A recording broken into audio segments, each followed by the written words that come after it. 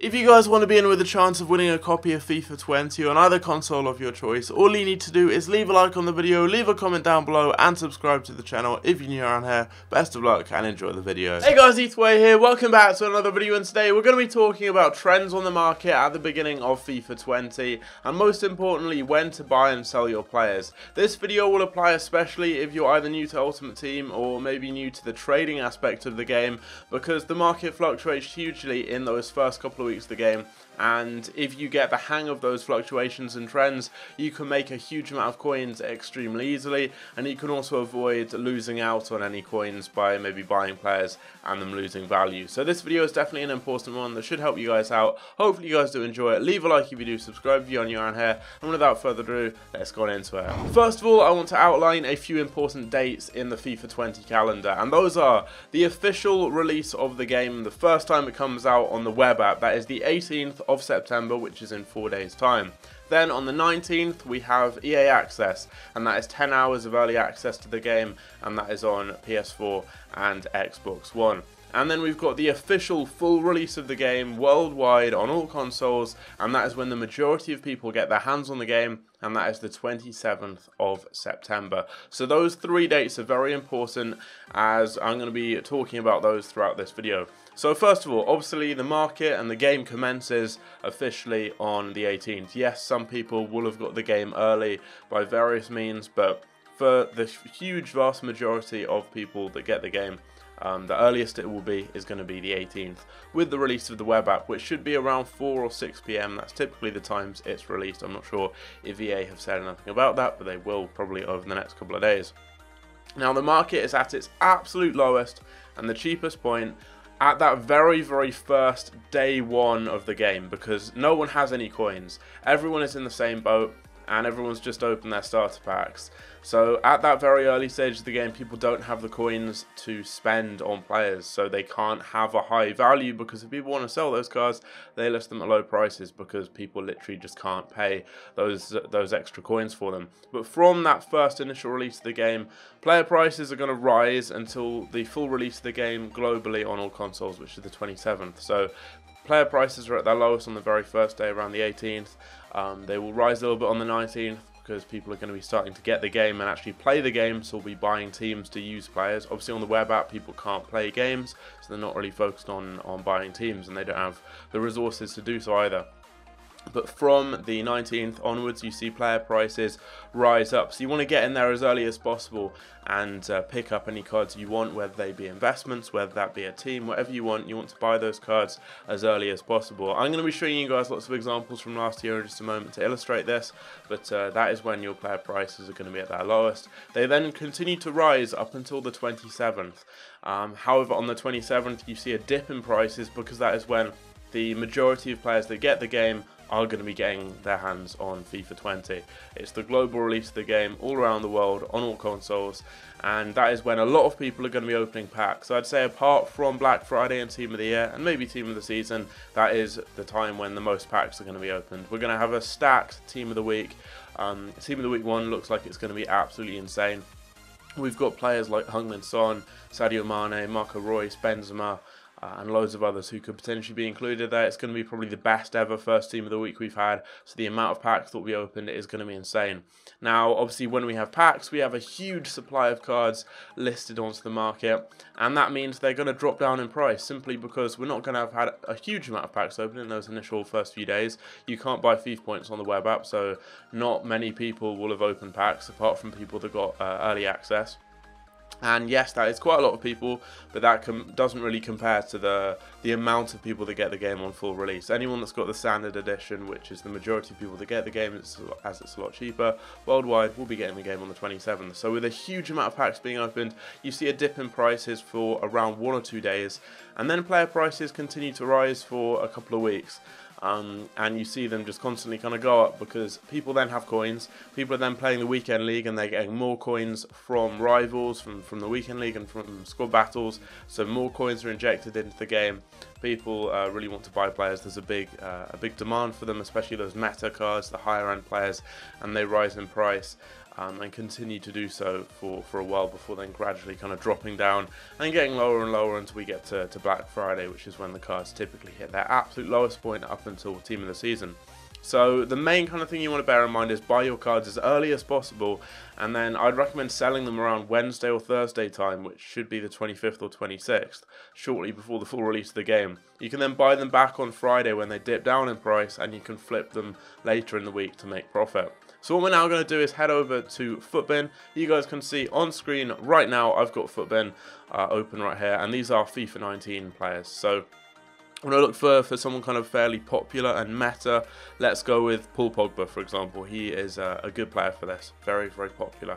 So you want to go down and look at the prices here, and we're just going to adjust this to 2018, and then we're going to put this to, let's say, the 12th, and there we go. So now we can see this is that first kind of initial few weeks. You can see September, October, and this is day one. Last year the game came out on the 21st, this year it's the 18th.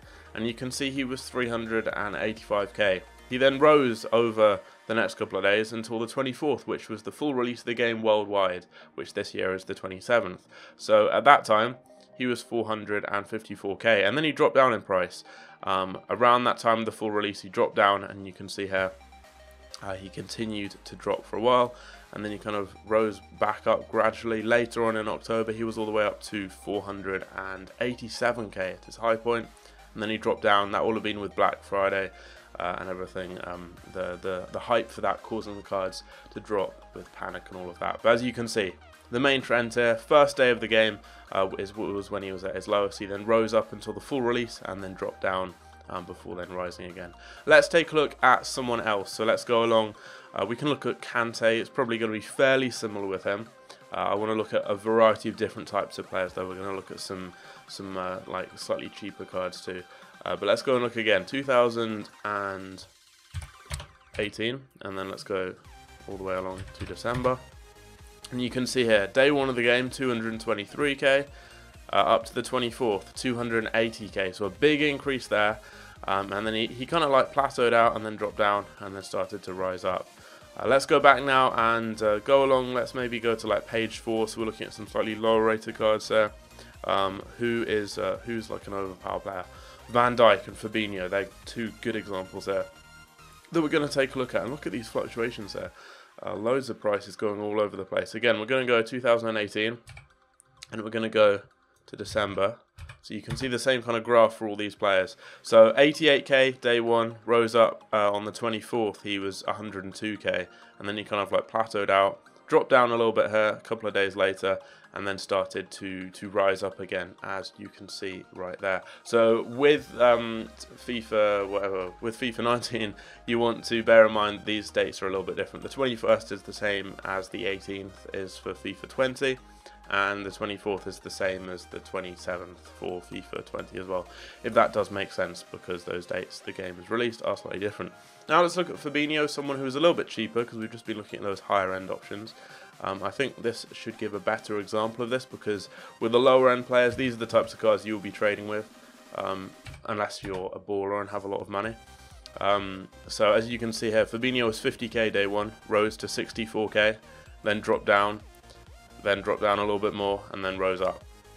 So you're typically seeing kind of like mid-October is when these cards are peaking in value, and they're at their absolute lowest here, and they don't really get any lower than the initial day one all the way up until here, like December. So that's Footmas time that these cards are dropping down to that same kind of value.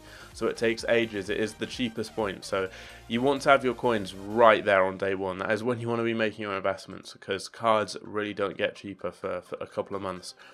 Let's look at, I want to look at someone like really a lot cheaper. Kyle Walker's another kind of one, like a bit like Fabinho on the lower end, but I want to look maybe at someone, I'm not sure. I'm just going to look through. I want to show you guys some examples just to really kind of like enforce this, because it's really important. So day one, 70k, rose up 24th, around here, he was 78k, plateaued out, dropped down, rose up. So you guys are going to be able to kind of judge for yourselves closer to when the game is actually released. You'll be able to see these prices fluctuating for yourself, and I will be doing market update videos throughout the early stages of the game as well, updating you guys on stuff like this. But these are important kind of things to look out for. and hopefully this video is going to help you guys out to just kind of have a better idea of the market. So what we're going to do now is look at Martial and then Alan, two slightly lower end players, and then that is going to be it for this analysis kind of stuff here. So for some reason I can't look at Martial, so that's great. Okay, so apparently I can't look at Martial's price.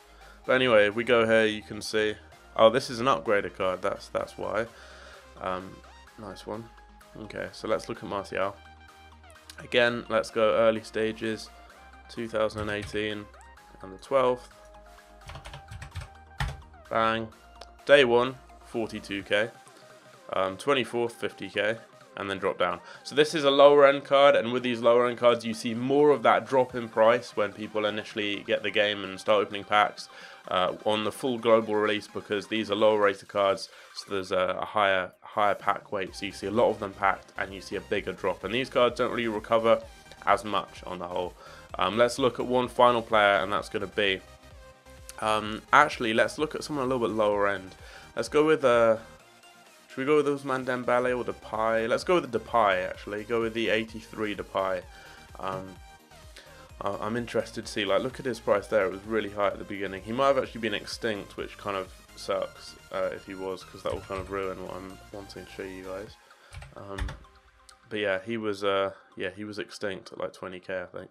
Okay, 19k first day. He then dropped down on the 24th and then rose up. So that's an example with a lower end player. They drop down on 24th, rise up, and then you see with these lower end cards, they don't tend to recover that much afterwards. So these aren't the best cards to be flipping if you're looking to make quick coins.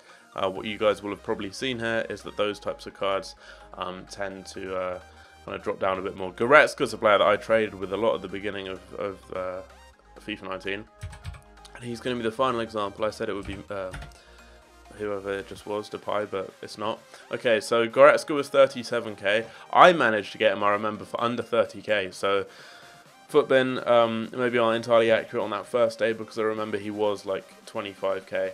But yeah, 37 up to 41 on the, or 43 actually on the 24th, and then drops down, plummets down to 37k, and then recovers. So that's a really nice example right there.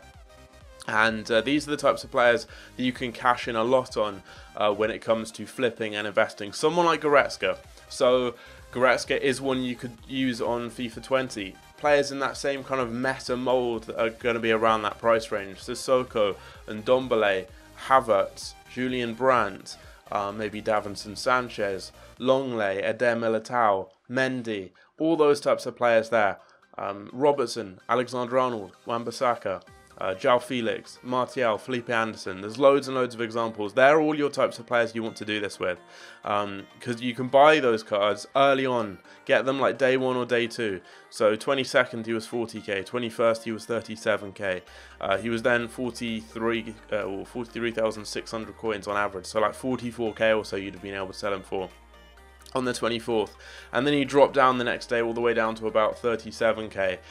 So you could have sold your cards around this time here. You could have got them for 37k, sold them for 44k, let's say. Then they'd have dropped down. You could have bought those cards again at that low price of about 37, and then they rose up again to 44k. So you could then flip those cards later in the week. So that's around the 28th, and then the price kind of gradually started to drop down. So with these meta cards there, these are what you want to look out for. You want to buy them as early as possible. You want to sell them just before the full release of the game worldwide. They're then going to dip down. You can reinvest and you can flip them later in the week. And you can use those cards, as you'll be on early access this kind of time here. You can make those investments with those good players. Play with them during this time here. Grind out seasons, grind out all the objectives for seasons, and play rivals. Get all the packs and coins and rewards from that. You can get plenty back there. You can then sell your cards for profit, buy them back, do the same, play some games. You're going to have a few days to do that, and then flip them. Just look at the prices, see where they're at. You won't see, generally you'll see the prices at least get to what they were at the time you last sold them, and they might even go higher.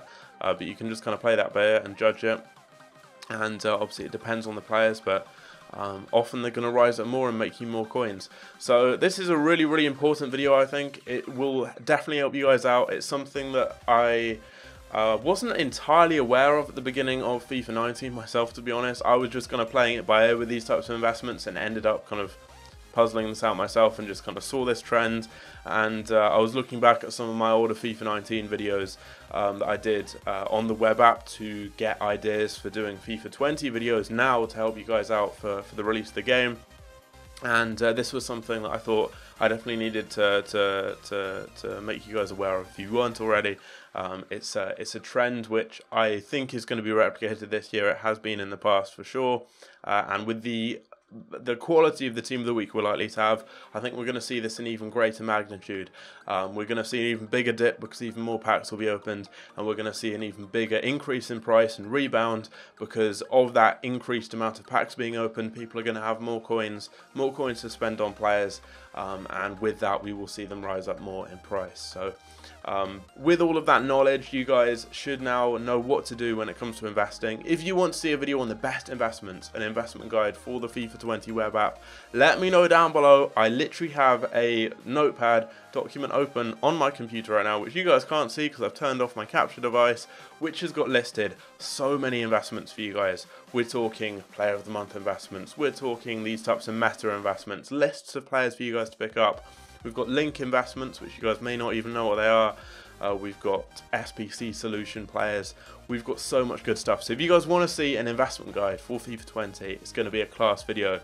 Let me know down below. Try and smash, let's say, 400 likes on this video.